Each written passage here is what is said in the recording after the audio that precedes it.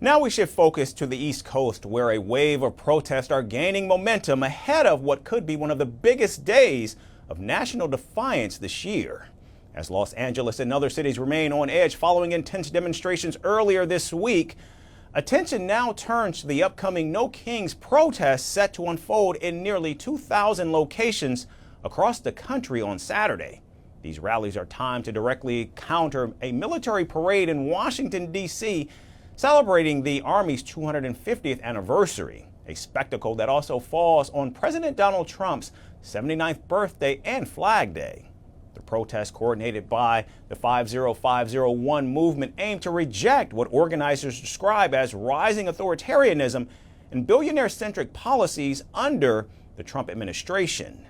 And the name 50501 represents 50 states, 50 protests, one movement, a unified stand across the nation.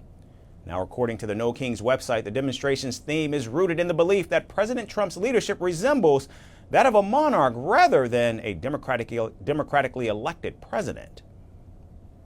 They've defied our courts, deported Americans, disappeared people off the streets, attacked our civil rights, and slashed our services.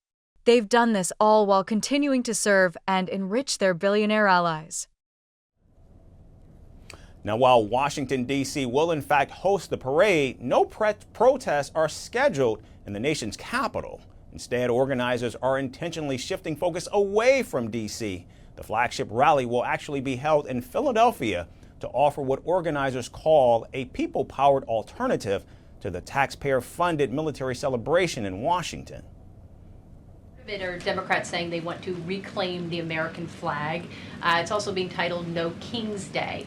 Does the president see himself as a king? This is a constitutional republic, and we want to see all of our citizens be proud of the country in which they are given the privilege and the blessing to live. And I think that those images of foreign flags being waved by illegal criminals and by violent rioters in the face of cars blowing up and of flames in the city.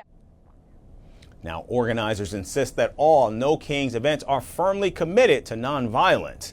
In fact, participants are instructed to attend the protest with someone known, remove facial recognition from their phones, and refrain from bringing any weapons of any kind.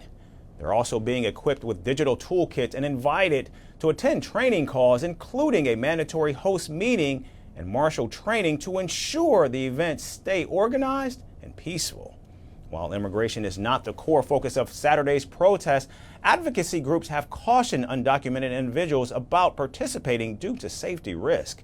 Still, the energy building around the No Kings Day of Defiance is undeniable, and organizers claim this will be the largest single-day mobilization since President Trump returned to office. We do not want to give Trump an excuse to crack down on peaceful protests, which is exactly what he wants to do. We don't want to give him some sort of narrative excuse to say protesters are protesting the military. This is a democracy. And in a democracy, power depends on the people. It flows from the people. It depends on the consent of the governed, and on Saturday we're going to show up to make that point very clear. And as tanks roll into D.C. and flags wave high, all eyes would be on the streets, not just for celebrations, but for the resistance rising just out of view. Firstpost now available in 9 languages on YouTube. English, at $36 trillion. French, Le FMI, comme German, Geschäftsführenden Direktor, Hindi, $30 trillion ka-charge mo. Indonesian, Pemerintah tanpa pemeriksaan. Italian, Skali radikali. Japanese, $1 Portuguese, por causa do próprio balanço patrimonial. Spanish. Beautiful bill. Go to Settings, click on Audio Track and select a language of your choice. Be the first to know what's happening around you in your first language. Firstpost.